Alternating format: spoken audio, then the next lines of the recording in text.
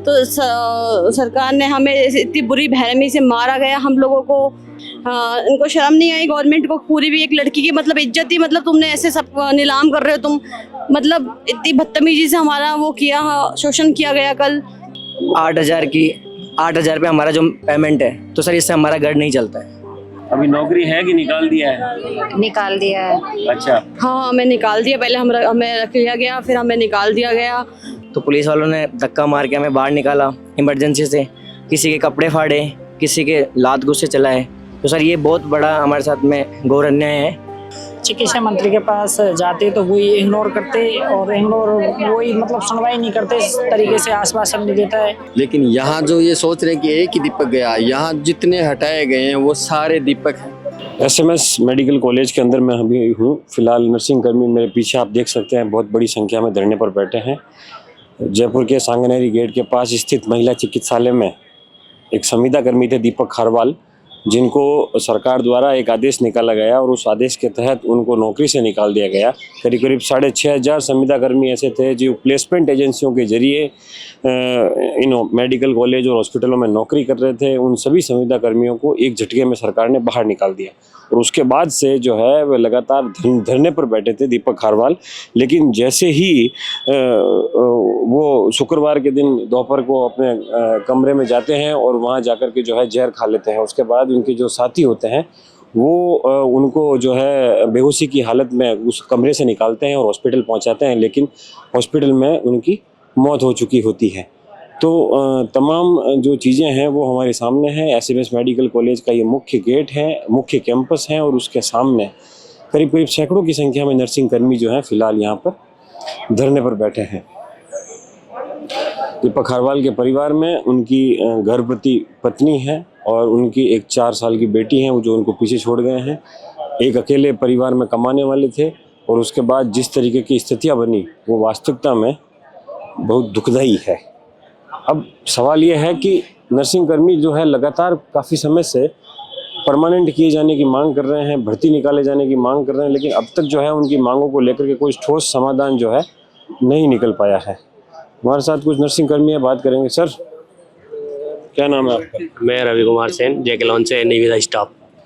आपको भी निकाल दिया गया है नौकरी से? हाँ, एक लेटर के जरिए में सभी 197 कर्मचारियों को जेकेलॉन से निकाल दिया गया है, ट्रॉमा सेंटर से निकाल दिया गया है और महिला चिकित्सालय से निकाल दिया है। जैसा कि आपको पता है कि कल एक हमारे साथी ने सुसाइड अटेम्प्ट कर लिया और वो डेथ हो गई उसकी। और वो एक लेटर के माध्यम से उसको डिप्रेशन जाने की वजह से उसने अपना आत्मिक संतुलन खोकर ये कदम उठा लिया। क्या मांग है सरकार की? प्रमुख मांगे क्या है? हमारी मांगी यही है कि जितने भी निविदा कर्मचारी इनको एक लेटर के माध्यम से हटा दिया गया है, इनकी सेवा की बहाली की जाए और 10, 20, 30 मेरिट बोनस के आधार पर भर्ती निकाली जाए। आप लोग मांग कर रहे हैं? वो काफ़ी समय से जो मांग कर रहे थे उनको वापस किया जाए और जो हमारा भाई जो कल सुसाइड अटेम्प्ट किया है उसको न्याय दिया जाए, उसको सरकार के द्वारा जो भी मुआवजा बनता है वो मुआवजा दिलवाया जाए। उसके घर परिवार का जो भी हालत है उसको देखते हुए उनकी बीवी जो 3 महीने की प्रेग्नेंट है और 4 साल का बच्चा है, ये दुख हमसे सहन नहीं हो पा रहा है, तो इसके लिए हम उग्र आंदोलन की ओर अग्रसर हैं। मेरी आवाज में क्या नाम? क्या मेरा नाम चेतराम है। चेतराम की? हाँ। क्या मांगे हैं आपकी? हमारी ये मांग है कि पहले तो जो दीपक भाई है उसको उचित मुआवजा दिया जाए, उसकी घरवाली को संविदा पे नौकरी दी जाए। और तीसरी मांग ये है कि हमारे सभी जिस स्टाफ को हटाए, जिन स्टाफ को, उनको वापस ये रूल के अंदर लेके वापस नौकरी पे रखा जाए। आप क्या हुआ? मारपीट क्यों हुई थी कल? क्या हुआ था? पुलिस ने लाठीचार्ज किया था? हाँ सर, लाठीचार्ज भी किया था पुलिस वालों ने। क्या नाम क्या आपका? सर मेरा नाम कुश है, मैं जेकेलॉन में 3 साल से कार्यरत हूँ, नर्सिंग स्टाफ ही हूँ। और हमारे साथ में लाठीचार्ज हुआ सर कल, और हमारे साथ में जो हमारे भाई थे जो एक्सपायर हो चुके हैं उनके लिए हम लड़ भी रहे थे। तो पुलिस वालों ने धक्का मार के हमें बाहर निकाला इमरजेंसी से, किसी के कपड़े फाड़े, किसी के लात घुसे चलाए। तो सर ये बहुत बड़ा हमारे साथ में घोर अन्याय है। सरकार से हम यही निवेदन करते हैं जल्दी से जल्दी हमारे जो भाई एक्सपायर हुए उनको न्याय मिले। और हमारी जो वैकेंसी है उस पर मैं बात करूँ तो सर ये हम प्लेसमेंट एजेंसी से काम कर रहे हैं इतने 4 सालों से, और 8,000 की 8,000 पे हमारा जो पेमेंट है, तो सर इससे हमारा घर नहीं चलता है, हमारे घर बिल्कुल नहीं चलता है। और सर हमारे जितने भी ये अलग अलग जगह से आए हुए भाई हैं, ये सर इतना ही इनका अल्प वेतन है। और मैं गुजारिश सीएम साहब से यही करना चाहता हूँ और अपने चिकित्सा मंत्री से यही गुजारिश करना चाहता हूँ, जल्दी जल्दी वैकेंसी निकाले और मेरिट प्लस बोनस से निकाले।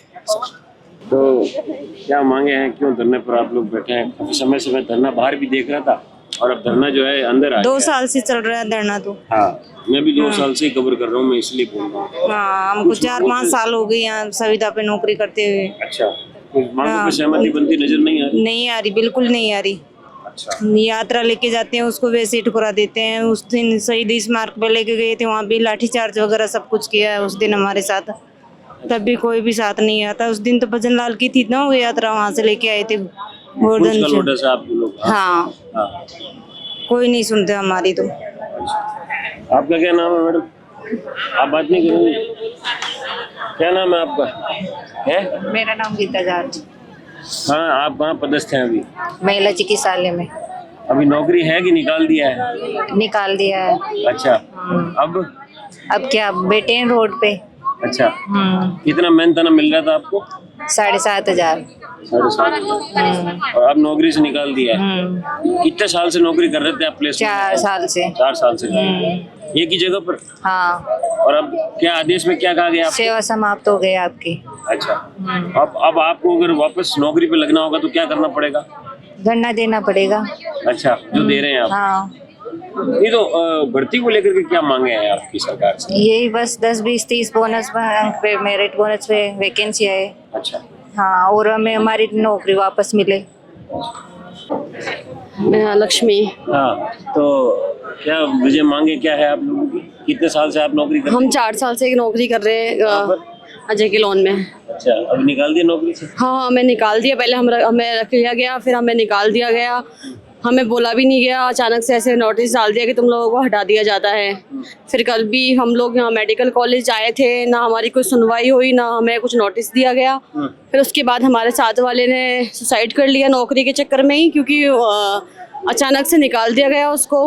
वो इतनी गरीब फैमिली से था, हम लोग इतने साल से सेवाएं दे रहे थे सरकार को, उस चीज़ से सरकार को कोई फ़र्क नहीं पड़ा। फिर हम लोग वहाँ कल उसके पास थे तो सरकार ने हमें इतनी बुरी बेरहमी से मारा गया हम लोगों को।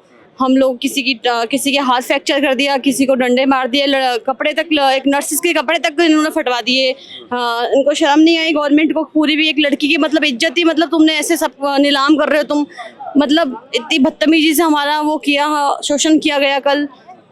तो कब तक धरने का है कार्यक्रम? क्या सरकार की ओर से कुछ आश्वासन मिला? कोई नहीं, कुछ भी नहीं मिला। सरकार तो मतलब बिल्कुल भी, मतलब वो सरकार को तो बिल्कुल ही शर्म नहीं आ रही है, मतलब कुछ भी नहीं। हम लोग अब धरना ही देंगे। हम यहाँ बैठे, कल भी हमारे साथ यही हुआ था और आज भी अभी यही हो रहा है। मांगे क्या है आपकी? आप पोस्टेड कहाँ थे आप? बाड़मेर। बाड़मेर में कहाँ पे?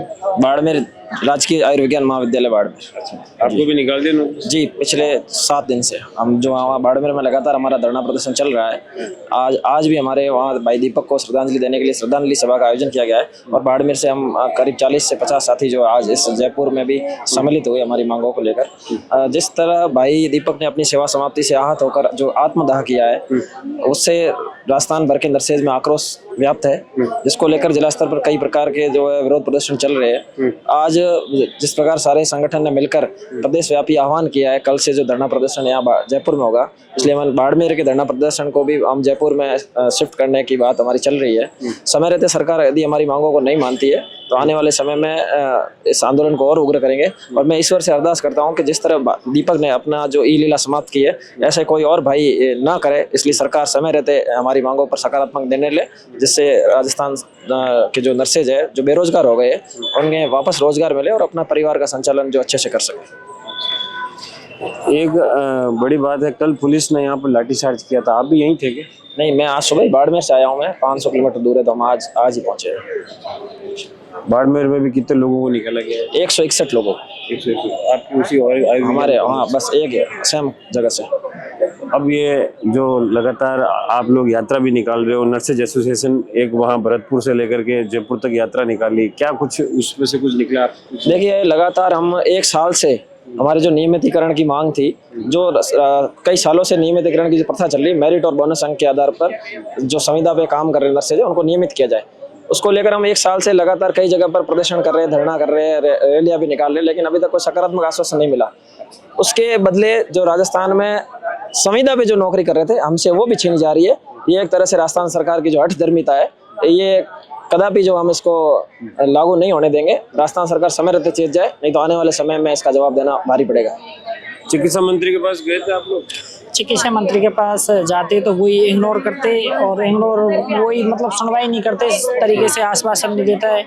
वही कहते कि वही एग्जाम से होगी भर्ती, और यहाँ वो यूज एंड थ्रो का काम ज़्यादा करते हैं। यूज एंड थ्रो का एक ऐसी मतलब सिस्टम है कि गवर्नमेंट से अब हम लड़ भी नहीं सकते। पुलिस प्रोटेक्शन इतना होता है कि मतलब हम तो खाली हाथ आते, वो लाठी चार्ज कर देते, बिगर बताए लाठी चार्ज कर देते, कोई मतलब नहीं। और कल भी मैं तो लेट आया था, बट पुलिस ने लाठी चार्ज किया बताया। वो वीडियो भी देखी थी मैंने, सोशल मीडिया पर डाली थी। तो ये तो गलत बात है। हम भी तो किसी के बेटे, भाई ये एक मंत्री होता है, मंत्री का बेटा जब यहाँ लगे 8,000 पे जॉब करे तब उनको पता लगे रियलिटी। मंत्री हमारी जगह 6 घंटे की जॉब करके देखे ना किसी दिन, हमारा आने का पता, हम फिक्स टाइम पे आते, हमारा जाने का कोई पता नहीं रहता। हम 2 घंटे सरकार के लिए अधिक ज़्यादा काम करते और 8,000 रुपये में कुछ नहीं होता, वो भी टाइम पे नहीं आती है। घर वालों से अभी भी हम वही 8,000 रुपये में, यहाँ रेंट आपको पता है मकान में, सिटी में जब जयपुर में रहते तो 5,000 6,000 रुपये यहाँ किराए का लगते। और बाकी की मैं तो यही कहूँगा कि जो भाई हमारा दीपक गया है, सारे दीपक बैठे हैं। तो ये सर जैसे कल जो आहट हुई है, हमारे एक भाई का जाना हम सब के लिए दुखपूर्ण बात है, लेकिन यहाँ जो ये सोच रहे हैं कि एक ही दीपक गया, यहाँ जितने हटाए गए हैं वो सारे दीपक हैं, वो कभी भी बुझ सकते हैं। अगर सरकार यही चाहती है कि ऐसे ही दीपक बुझे तो फिर तो सरकार की सबसे बड़ी नाइंसाफ़ी है।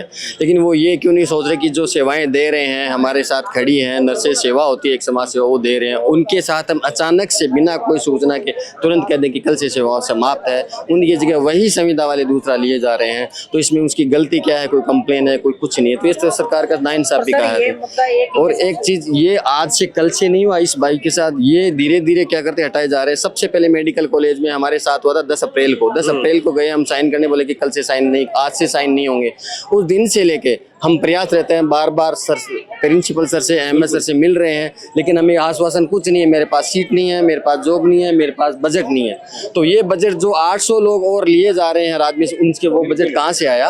और हमें ठेका प्रथा से लगाया गया, उसको ठेकेदार को आधे को रख लिया, आधे को नहीं रख रहा, आधे को निकाल दिया। तो ये सारे अवसाद चल रहा है। 2 महीने से बहुत सारे लोग हैं वो रोड पे बैठे हैं अवसाद में, और यहाँ से यहाँ चक्कर लगा रहे हैं, उनकी कोई सुनवाई नहीं हुई। और हमारी सुनवाई हुई कि कल ऑर्डर आ रहा है, इनको सबको पता था राजमेश का ऑर्डर आ रहा है, और हमें आज शाम को आश्वासन दिया कि कल आपको ज्वाइन करवा देंगे। दूसरे दिन हमें बोलते हैं हमारे पास तो राजमेश के ऑर्डर आ गए, हम आपको नहीं लगा सकते। तो ये एक ही दीपक नहीं बुझा, ये सारे दीपक बैठे हैं जो निकाले गए हैं, सारे वो सब दीपक हैं। कहीं भी कोई दीपक बुझ सकता है। तो ये सरकार से मगवत करा कि सरकार इतनी कठोर ना बने, इतनी नाइंसाफ़ी ना करे। जो कार्य सेवा दे रहे हैं 2024 से, कोई 23 से, कोई 22 से, उनके साथ इंसाफ हो, ये हम चाह रहे हैं। तो ये नर्सिंग कर्मी जो है लगातार, संविदा कर्मी जो है लगातार धरने पर बैठे हैं, और इनकी एक ही मांग है कि इन लोगों को परमानेंट किया जाए। संविदा पर भर्ती क्यों की जा रही है, इसका भी एक बहुत बड़ा सवाल है।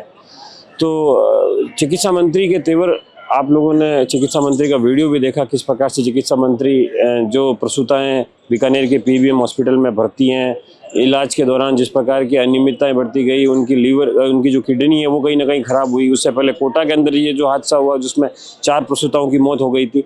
तो तमाम ऐसी चीज़ें हैं। और जिस प्रकार से चिकित्सा मंत्री का जो गैर जिम्मेदाराना रवैया जो सामने आया, उन्होंने कहा कि प्रसूताएं तो नाचती गाती भी आई थी।